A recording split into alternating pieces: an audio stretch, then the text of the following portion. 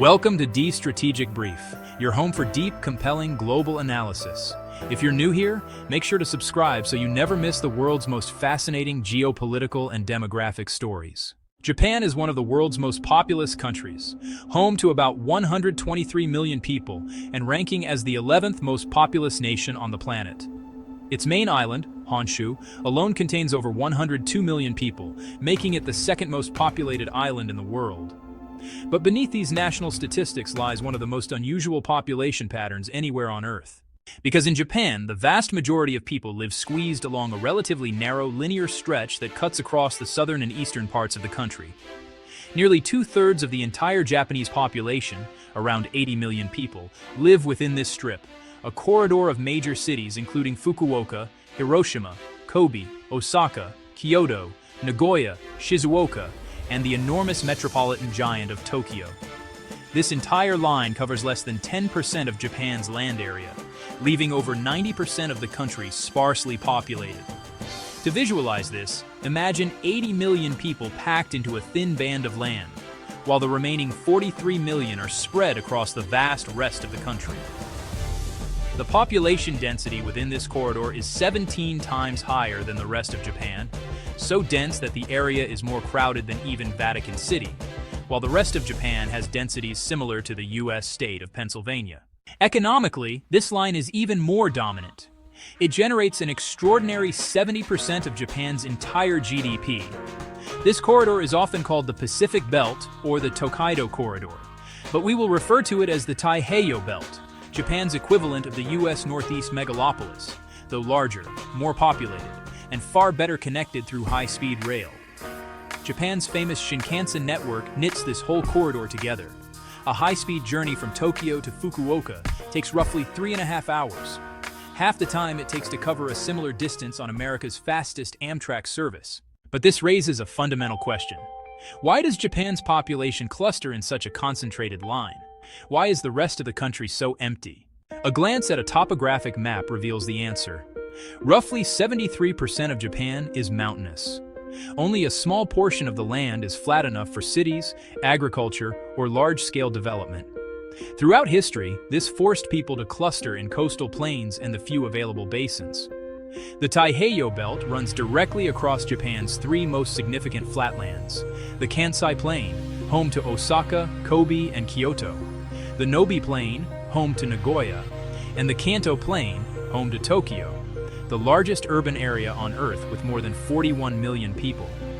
These plains also host major rivers, fertile soil, and long coastlines suitable for ports. But the Pacific side of Japan has an additional advantage: world-class natural harbors. Tokyo Bay and Osaka Bay are among the best natural harbors anywhere in the world, deep, sheltered, massive, and backed by huge flatlands. Tokyo Bay alone handles around 350 million tons of cargo a year, which is actually comparable to the entire maritime trade volume of Italy. The Pacific side of Japan has more advantageous harbors, more flat land, better access to trade routes, and major inland seas such as the Seto Inland Sea, a calm and closed body of water that became Japan's ancient superhighway. In pre-industrial times, when building roads through mountains was extremely difficult, the inland sea enabled safe, fast transport between cities. More than 700 small islands dot this area, many with natural harbors, making the region Japan's historic commercial heart. This maritime network helped Osaka and surrounding cities rise as early economic powerhouses. For centuries, Osaka was Japan's financial center. But everything changed when the Tokugawa shogunate moved its political power eastward to Edo, modern-day Tokyo, during the 17th century. At the time, Edo was just a small castle town. Within just a century, its population exploded to over 1 million, thanks to the shogunate's strict policies that required feudal lords to travel between their domains and Edo every other year. This created a massive flow of people, wealth, and infrastructure along the route connecting Edo to Kyoto, exactly where the Taiheiyo Belt lies today. Roads, inns, commerce, and entire towns grew along this corridor, setting the stage for Japan's modern population layout. Industrialization only deepened this divide. The coastal route, already the most economically developed region, quickly became Japan's industrial and demographic core. Ocean currents also play a role. The warm Kuroshio Current flows along the Pacific side, giving it mild winters, fertile fishing waters, and pretty friendly conditions for agriculture and settlement.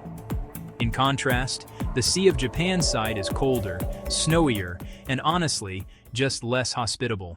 All of these factors, mountainous terrain, fertile plains, world-class harbors, the inland sea, centuries of political centralization, and favorable ocean currents, combine to concentrate over half of Japan's population into a single corridor that covers a tiny portion of the country. The result is, honestly, one of the most dramatic examples of population concentration in the world.